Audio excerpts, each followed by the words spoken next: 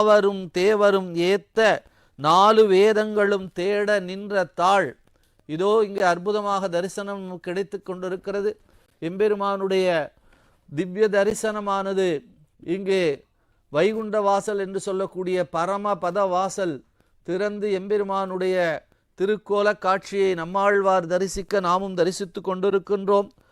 வேதங்களும் தேவர்களும் ஏத்த 4 வேதங்களும் தேட நின்ற தாள் எம்பிரான் பார்த்தன் மாமணி தேர்விடும் பாகன் ஆனது எப்பான்மையே என்று பார்த்த சாரதியாக எம்பெருமான் காட்சி தரக்கூடிய அற்புதமான திருக்கோலத்தை நாம் காணக்கூடிய மிகப்பெரிய பேற்றினை நாம் பெற்றிருக்கிறோம். எம்பெருமான் மிக அழகாக எம்பெருமானுடைய திருமேனியை தரிசிக்கக்கூடிய மிகப்பெரிய பேறு. அன்று இவ்வுலகம் அளந்தாய் அடிபோற்றி சென்றங்கையில் தென்னிலங்கை செற்றாய் திரள் போற்றி பொன்ற சகடம் உதைத்தாய் புகழ் போற்றி கன்று குணிலா எரிந்தாய் கழல் போற்றி குன்று குடையாய் எடுத்தாய் குணம் போற்றி வென்று பகை கெடுக்கும் நின் கையில் வேல் போற்றி என்று அழகாக ஒரு பக்கம் அரங்கநாதனும் அற்புதமாக ஒரு பக்கம் அல்லிக்கேணி நாயகனுமாக காட்சி தரக்கூடியது.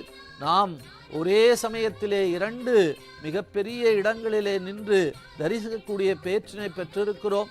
இந்த அருமையான விடியல் நமக்கெல்லாம் நன்மை தரும் விடியலாக, அற்புதத்தை தரக்கூடிய விடியலாக, உத்தராயண புண்ணிய காலத்திலே நாம் பெரும் பேராக அருமையாக எல்லா நலன்களையும் அள்ளி வழங்கக்கூடியதாக இருக்கக்கூடிய அருமையை கண்டு கொண்டிருக்கிறோம். இந்த அற்புத தரிசனம் நம் வாழ்வில் எல்லா நலன்களும் வளங்களும் வழங்கக்கூடிய இந்த தைப்பொங்கல் திருநாளை, தை மாதத்தின் பிறப்பை, தமிழர் திருநாள் கொண்டாட்டங்களை நமக்கு அள்ளி வழங்கக்கூடிய அருளாசி வழங்கக்கூடிய தருணமாக இந்த நாள் இருக்கிறது.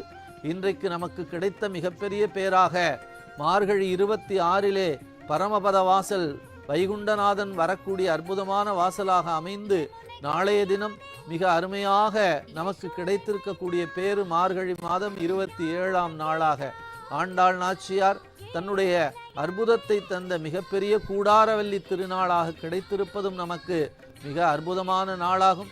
இதோ ரங்கராஜ பெருமான் நமக்கு அழகாக காட்சி தரக்கூடிய திருமேனி கோலம், அவருடைய திருவடிகளை கண்டு கொண்டிருக்கிறோம். எம்பெருமானுடைய பேரருள், அவருடைய திருவடி காட்சி, அவருடைய இந்த விடியலை நமக்கு புனிதமாக மாற்றி இருக்கிறது. அழகு தமிழாலை வர்ணிக்க வரக்கூடியதாக நம்முடைய அன்பு சகோதரி திருமதி கற்பகலட்சுமி அவர்கள். இப்பொழுது நாம் தொடர்ந்து இந்த ஏகாதசி விரதத்தின் மகாத்மியங்களை தெரிந்து கொள்வோம்.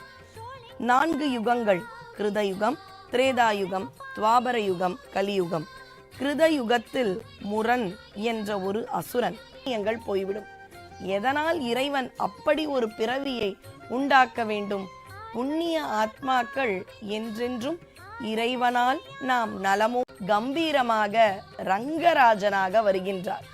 இதுகாரும் குழந்தையைப் போல தத்தி தத்தி நடைபயின்ற நம்பெருமாள் இப்பொழுது வேகமாக தன்னுடைய பக்தர்களுக்கும் நம்மாழ்வார் என்று இறைவனே வரிசையில் நின்று அவரிடம் தமிழ் பாசுரங்களை கேட்டுக்கொள்வார்களாம். ஒவ்வொரு தலத்து இறைவனும் நம்மாழ்வாரை